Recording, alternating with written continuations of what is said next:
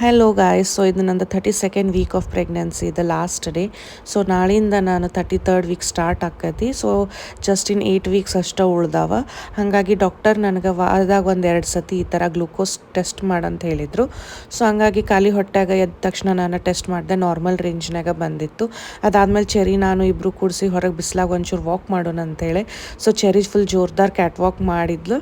ಅದಾದಮೇಲೆ ನಾನು ಇಲ್ಲಿ ಫ್ರೆಶ್ ಅಪ್ ಅದು ಆಗಿ ಇವಾಗ ಬ್ರೇಕ್ಫಾಸ್ಟ್ ಮಾಡತ್ತೇನೆ. ಬ್ರೇಕ್ಫಾಸ್ಟಿಗೆ ರಾಗಿ ಪಡ್ಡ ಮತ್ತು ಉಪ್ಪಿಟ್ಟಿತ್ತು. ಅದಾದ್ಮೇಲೆ ಚೆರಿದು ಕೆಲವೊಂದು ಬರ್ತ್ಡೇ ಗಿಫ್ಟ್ಸ್ ತಂದಿದ್ದೆ ನಾನು. ಸೊ ಹಂಗಾಗಿ ಅದನ್ನೆಲ್ಲ ಕುಂತು ಪ್ಯಾಕ್ ಮಾಡಿದೆ ಆಕೆ ಮಲ್ಕೊಂಡಾಗ. ಅದಾದ್ಮೇಲೆ ಅಷ್ಟರೊಳಗೆ ಒಂದು 2 hours ಆಗಿತ್ತು ಬ್ರೇಕ್ಫಾಸ್ಟ್ ಮಾಡಿ. ಸೊ ಹಂಗಾಗಿ ನಾನು ಮತ್ತೊಂದು ಸತಿ ನಂದು ಗ್ಲೂಕೋಸ್ ಲೆವೆಲ್ ಟೆಸ್ಟ್ ಮಾಡಿದ್ನಿ. ಅದು ನಾರ್ಮಲ್ ರೇಂಜ್ ಒಳಗೆ ಬಂದಿತ್ತು. ಸೊ ಅದಾದ್ಮೇಲೆ ಇವತ್ತು ಆಫ್ಟರ್ನೂನ್ ಲಂಚಿಗೆ 2 ರೊಟ್ಟಿ, ಬೆಂಡೆಕಾಯಿ ಚಟ್ನಿ ಮತ್ತು ಸಾಂಬಾರಿತ್ತು. ಅದನ್ನು ಊಟ ಮಾಡಿ ನಾನು ಮನೆ ಒಳಗನ ಒಂದು 10 to 15 minutes ವಾಕ್ ಮಾಡಿದ್ನಿ. ಸೊ ನಾನು ಎವ್ರಿ ಮೀಲ್ ಆದ್ಮೇಲೆ ಒಂದು 10 to 15 minutes ಈ ಥರ ಮನೆ ಒಳಗೆ ವಾಕ್ ಮಾಡ್ತೇನೆ. ಆಮೇಲೆ ಸ್ವಲ್ಪ ಹೊತ್ತು ರೆಸ್ಟ್ ಮಾಡಿ ಇನ್ನೊಂದು ಸತಿ ನಾನು ನಂದು ಗ್ಲೂಕೋಸ್ ಲೆವೆಲ್ ಟೆಸ್ಟ್ ಮಾಡಿದೆ 2 hours ಬಿಟ್ಟು.